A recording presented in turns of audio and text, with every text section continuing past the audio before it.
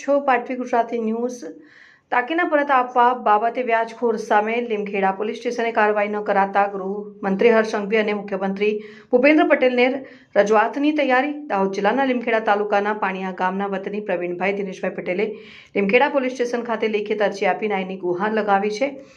અરજદાર પ્રવીણભાઈના જણાવ્યા અનુસાર વર્ષ 2021માં તેમણે પરિવારના સભ્યના લગ્ન પ્રસંગના ખર્ચ માટે પોતાના સોના ચાંદીના દાગીના મટી બાંડીબારના રહેવાસી વિપુલભાઈ ધીંગા પાસે 3% વ્યાજે ગીરવે મૂક્યા હતા. ગીરવે મૂકેલા દાગીનામાં 1 કિલોનો ચાંદીનો કંદોરો, 2 તોલાનો સોનાનો દોરો, ચાંદીની ઝાંઝરી, આંકડો, ઝોલો અને સોનાની કાનની પુટ્ટી શેરો મળી કુલ ₹1,55,000 કિંમતના દાગીનાનો સમાવેશ થાય છે. પ્રવીણભાઈએ વ્યાજ પેટે ₹20,000 ચૂકવી આપ્યા હોવા છતાં જ્યારે તેઓ દાગીના છોડાવવા માટે વ્યાજ સાથે પૂરેપૂરી રકમ આપવા તૈયાર થયા ત્યારે સામાવાળા વિપુલભાઈએ દાગીના પરત આપવાનો ઇનકાર કર્યો હતો. એટલું જ નહીં, સામાવાળાએ ફોન કે વોટ્સએપના મેસેજોનો જવાબ આપવાનો બંધ કરી દીધું હતું અને રૂબરૂ મળવા જતાં હું વ્યાજ વટાવનો ધંધો કરતો નથી, તારાથી થાય તે કરી લે, ખોટા ગુનામાં ફસાવી દઈશ જેવી ધમકીઓ આપી હતી. આ મામલે પ્રવીણભાઈએ લીમખેડા પોલીસ સ્ટેશને વારંવાર અરજીઓ કરી હોવા છતાં તેમજ નાયબ પોલીસ અધિક્ષક કચેરી લીમખેડા ખાતે રૂબરૂ રજૂઆત કરી હોવા છતાં અત્યાર સુધી પોલીસ દ્વારા કોઈ જ યોગ્ય કાર્યવાહી કરવામાં આવી નથી.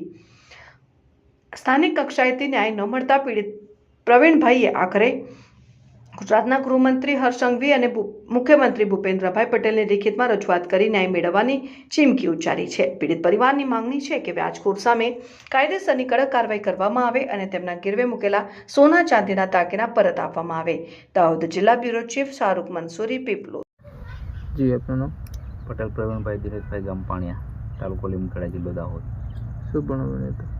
બાંડીપરના જે વિપુલભાઈ અરવિંદભાઈ ધીંગાને ત્યાં સોના ચાંદીના દાગીના 2021માં ગીરવે મૂકેલા 3% લેખે. બરાબર. એને ત્યાં હું 1 વર્ષથી મારા દાગીના આપી દે, હું તને વ્યાજ સાથે જે પૈસા થાય તે વ્યાજ સાથે હું તને પૈસા આપવા કહું છું. પણ એ કહે છે કે મારે હું એ ધંધો કરતો નથી, કેવું તું મારી જોડે માંગે. એની જોડે મેં 1 કિલોનો કંદોરો છે, એના ઉપર ₹55,000 છે, 2 તોલાનો દોરો છે, એના ઉપર ₹50,000 છે, બે જોડ ઝાંઝરી 250 ગ્રામની અને કાનના બુટ્ટા, 1 ગ્રામનો આંકડો, 1 ગ્રામનો ઝોલો અને કાનની શેરો, એ ટોટલ 50,000. મેં કહીને 1,55,000 લીધેલા. એમાંથી મેં એને 20,000 આપેલા છે. જ્યારે હું લેવા જઉં ત્યારે કહે છે કે તારાથી થાય તે કરી લે, હું કાયદેસર લડી લઈશ, તારે જે કરવું હોય તે કરી લે, એવું કહે છે. અને કોઈ ધંધો કરતો નથી એવું કહે છે. તમે રકમ મૂકવી એનું કોઈ બિલ આપ્યું તમને? ના, બિલ નથી. ફ્રેન્ડ સર્કલમાં હતા એટલે ખાલી ફોન ઉપર જ વાતચીત કરીને લેવા જતા હતા. પછી કોઈ આધાર પુરાવો છે? આધાર પુરાવો કોઈ નથી, પણ એની જોડે જે ફોન છે એનામાં વાતચીત કરી એ મળી શકે રેકોર્ડિંગ એની જોડે. તમને વોટ્સઅપ મેસેજ કર્યા છે? હા, વોટ્સઅપ મેસેજ કર્યા પણ એ કોઈ તેને હજુ રિપ્લાય નથી આપતો કે મારો ફોન બી ઉઠાવતો નથી.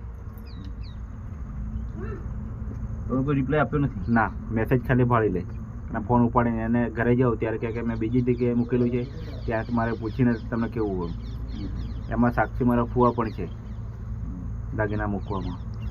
આ બાબતે તમે કઈ જગ્યાએ જાણ કરી? લીમખેડા પોલીસ સ્ટેશને અંદાજે 3 મહિના પહેલાં અરજી આપી હતી, ફરી પાછી 2/8 પણ અરજી આપી છે અને 2 દિવસ પહેલાં ડીવાયએસપી મેડમને પણ અરજી આપી છે.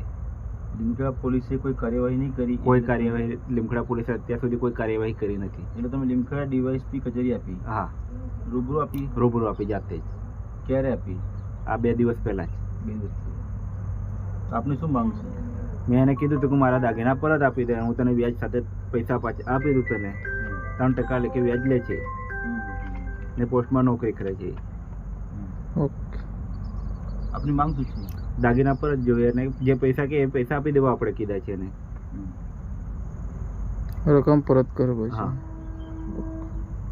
હવે ને આ પોલીસ સ્ટેશનથી કોઈ નિકાલ નહીં થાય તો આગામી સમયમાં આપણે ગૃહમંત્રીને બી અરજી મોકલવાના છે, ગૃહમંત્રીને મોકલવાના છીએ, મુખ્યમંત્રીને બી મોકલવાની છે. બનાવીને તૈયાર જ છે હજી. આનો નિકાલ ના આવે તો? હા, નિકાલ નહીં આવે તો. ઓકે.